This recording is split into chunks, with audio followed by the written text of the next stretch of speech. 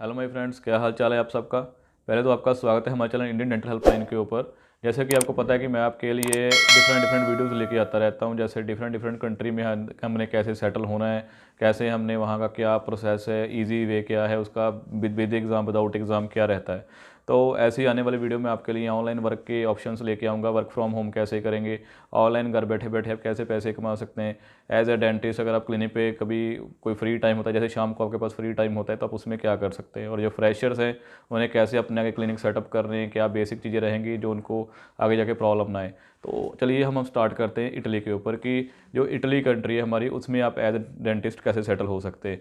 तो पहले जैसे सबको पता है कि मैंने आपकी लास्ट वीडियो में बताता हूँ कि हम कब भी किसी कंट्री में जाते हैं तो पहले उसका एक लैंग्वेज टेस्ट होता है। जैसे आयल्स है, आप सबको पता है, टॉफल है। इसी तरह ही जैसे यूरोप की, जैसे जर्मनी हो गया, इटली हो गया, इसकी भी लैंग्वेज रहती है जिसके लेवल होते हैं A1 A2 B1 B2 C1 C2 तक होते हैं लेवल।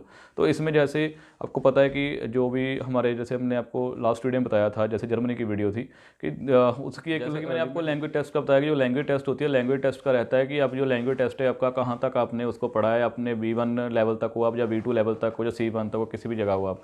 तो ये जो लेवल होते हैं इसका काफ़ी मैटर होता है, क्योंकि हर अलग कंट्री का अपना अपना रूल होता है। उसके जो रूल एंड रेगुलेशंस होते हैं, जो लोकल उसकी कह सकते हैं गाइडलाइंस होती है, वो लोकल लैंग्वेज में होती है। अगर आप किसी कंट्री में जाते हो तो डेफिनेटली है कि आपको उधर से लोकल पेशेंट से डील करना पड़ेगा, तो इसलिए आपको लोकल लैंग्वेज सीखनी पड़ती है उधर की।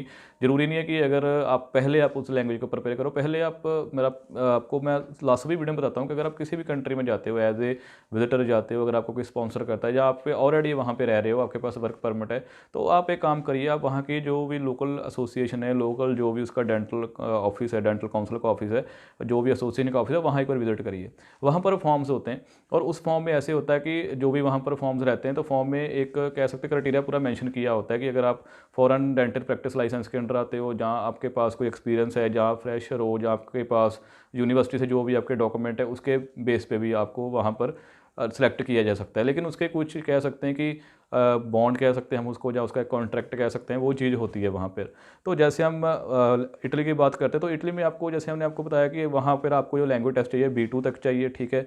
अगर आपके पास वर्क परमिट है, आपका कोई रिलेटिव वहाँ पर है, विजिटर वीज़ा है, अगर आपके पास स्पॉन्सरशिप भी है, तो आप ऐसे कर सकते हो, आप वहाँ पर जाकर एक डायरेक्ट अप्लाई कर सकते हो और वहाँ से आपको जो डॉक्यूमेंट मिलेगा उसमें हो सकता है आपके काफ़ी ज़्यादा डाउट्स है वो क्लियर हो जाते हैं, ठीक है। अगर वहाँ पर टेस्ट होना है, अगर आपकी इंटर्नशिप लगनी है, अगर आपने वहाँ किसी लोकल गवर्नमेंट हॉस्पिटल में काम करना है, अगर आप किसी लोकल डेंटिस्ट के साथ काम करना है, वो सारी चीज़ें बीच में मेंशन करी होती हैं। उसमें लिखा होता है कि आपने इंग्लिश प्रोफिशिएंसी टेस्ट आपने क्लियर करना है, या आपने लोकल लैंग्वेज टेस्ट करना है। हो सकता है कि आपने जो इंडिया में स्टडी करी हुई है उसके बेस के या आपके एक्सपीरियंस के बिहाफ के ऊपर भी आपको वहाँ पर सेलेक्ट किया जा सकता होता है। लेकिन बट वो पहले अगर आपके पास वो फॉर्म आना चाहिए, क्योंकि वो फॉर्म जो होते हैं साल 2 साल 3 साल बाद अपडेट होते रहते हैं, क्योंकि उसमें जो भी कह सकते हैं हम कि जो उनके अलग अलग उनके चार्जेस रहते हैं वो चेंज होते रहते हैं।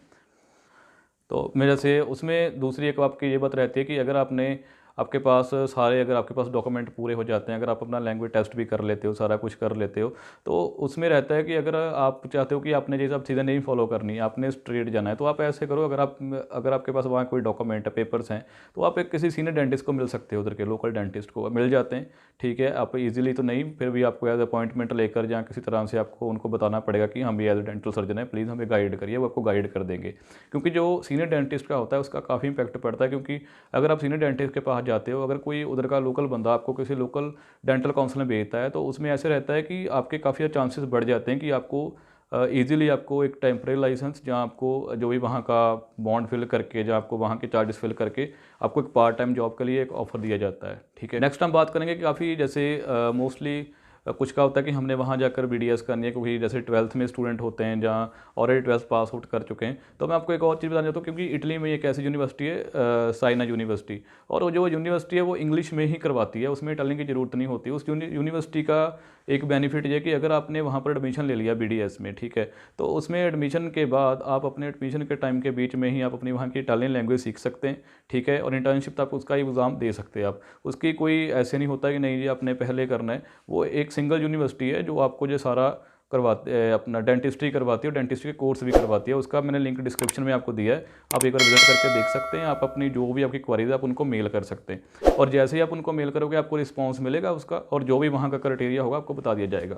मैं बाकी आपको एक और इन्फॉर्मेशन देना चाहता हूँ कि जैसे आपको पता होना चाहिए कि वहाँ पर कौन सी ऐसी सिटी है जहाँ पर ईजिली सेटल हो सकते हो, ईजिली आपको एज डेंटिस्ट हायर किया जा सकता है। फोटो में देख सकते हो, जैसे कि कॉमन प्लेस में जैसे कि मेन जो कैपिटल रोम है वो आ जाती है, मिलान सिटी आपने सुना ही होगा, सबने काफ़ी फेमस है वो आ जाता है, फ्लोरेंस, टोरिन, ऐसे डिफरेंट सिटीज़ हैं जहाँ आप इजीली अप्लाई कर सकते हो, ठीक है। और आपको वहाँ से इजीली इन्फॉर्मेशन मिल सकती है उसकी, ठीक है। फिर आगे रहा कि वो वहाँ पर जो आपकी जॉब रिक्वायरमेंट क्या क्या रहती हैं, ठीक है। उसमें जॉब रिक्वायरमेंट रहती है, आपकी एजुकेशन लेवल होगा, आपका यूनिवर्सिटी डिग्री होगी, ठीक है। और उसका कंप्यूटर लिटरेसी कुछ चाहिए नहीं आपको, ठीक है। जो आपका प्रोबेशन पीरियड है not usual, foreign language test necessary है वहाँ पर। मैंने आपको जैसे पहले बताया है कि जो भी आपको जैसे लैंग्वेज टेस्ट होते हैं, अलग अलग टेस्ट होते हैं, वो ज़रूरी है। Driving licence not necessary. Job type क्या है वहाँ पे, फुल टाइम, आप देख सकते हो फोटो में सारा है, फुल टाइम है, पार्ट टाइम वही up to 5 hours. Contract employment भी वहाँ पर होती है, जैसे मैंने आपको पहले बताया, कॉन्ट्रैक्ट हो जाता है वहाँ पे, आप 6 महीने के लिए, 1 साल के लिए आपको हायर किया जा सकता है, ठीक है। और उसमें जो भी आपका बॉन्ड रहता है वो आपको according to time, according to situation बता दिया जाता है सारा क्या है क्या नहीं, ठीक है। और जो आपकी जॉब्स है वो इंडस्ट्री में, जैसे आपको बताया कि health care and medical jobs आपको ईजिली मिल सकती हैं वहाँ पर।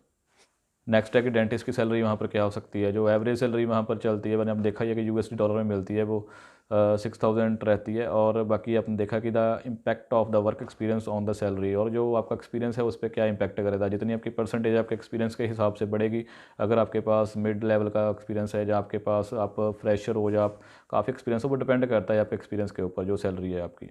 और नेक्स्ट रहता है कि जो डेंटिस्ट का अपने वर्किंग टाइम क्या होता है, लीव वगैरह क्या रहता है। इसमें ऐसे आपने देख रहा होगा, फोटो में आपको साफ दिख रहा है कि जो working week Monday to Friday रहते हैं आपके, वर्किंग आवर्स 12 आवर जो पर वीक रहता है 40 रहता है, वो ओवर टाइम कोई नहीं होता, फ्लेक्सिबल वर्किंग आवर्स कोई नहीं होता। मतलब आपको ईजिली आप एक जॉब कर सकते हो, आप देख ही सकते हो सारा। पेड वेकेशन रहती हैं, पेड पब्लिक हॉलीडेज़ है जो भी है, 12 एनुअल डेज रहते हैं, 12 डेज़ आपको पेड वेकेशन मिल सकती हैं। ये सारा आपको रिसेंटली जो भी इन्फॉर्मेशन है आपको सारी मिल जाएगी। तो अब जैसे आपने देख लिया होगा कि मैंने आपको जो बेसिक से स्टेप रहते हैं वो आपको बता दिए हैं, ठीक है। जैसे आपको पहली वीडियो में बताता हूँ, और जो चीज़ें रहती हैं, जैसे मैंने आपको सियाना यूनिवर्सिटी का बताया, उसका लिंक मैंने डिस्क्रिप्शन में डाल रखा है। और बाकी जो भी इटली के जैसे एसोसिएशन के हैं, जहाँ वैसे और भी लिंक्स हैं मैंने काफ़ी डाल रखे हैं। अगर आपको नहीं पता लगता मुझे मेल कर सकते हो, आप मुझे पूछ सकते हो, ठीक है। और अगर आपको लगता है कि अगर आप ऑलरेडी किसी कंट्री के लिए अप्लाई कर रहे हो और आपको डॉक्यूमेंटेशन का नहीं पता लग रहा, मुझे डायरेक्टली कॉन्टैक्ट कर सकते हो, ठीक है। मैंने सारे अपने कॉन्टैक्ट दे रखे हैं, आप डिस्क्रिप्शन में जाके चेक कर सकते हैं। और प्लीज़ सब्सक्राइब कर लीजिए चैनल को, डेली मैं आपके लिए ऐसे डिफरेंट डेली, चलो नहीं कभी कभी वीडियो लेट आ जाती है, बट आपको जो भी है मैं आपको जो भी राइट इन्फॉर्मेशन होगी वही बताऊंगा। मेरा भी ये रहता है कि ये नहीं कि आपको कहीं से भी इन्फॉर्मेशन उठाई और आपको दे दी। मेन ये रहता है कि पहले उस चीज़ का पता होना चाहिए, फिर ही आगे आपको बताने का फ़ायदा है कि एटलीस्ट आपका कोई अच्छा फ़ायदा हो जाए उसमें। बाकी जो नेक्स्ट वीडियो होगी, नेक्स्ट वीडियो मेरी इस पर होगी कि हमने कैसे अपना एक अच्छा क्लिनिकल सेटअप करना है। जो फ्रेशर से आजकल काफ़ी प्रेशर में चल रहे हैं कि हम क्लिनिक सेटअप करें कि ना करें, हम इन्वेस्टमेंट करें कि ना करें, अगर हमारी इन्वेस्टमेंट ख़राब हो गई तो आगे क्या होगा क्या नहीं होगा, तो वो सारी चीज़ें हम डिस्कस करेंगे। So thank you so much अपना टाइम देने के लिए। प्लीज़ ऐसे बने रहिए हमारे चैनल के साथ, सब्सक्राइब कर लीजिए। Thank you so much.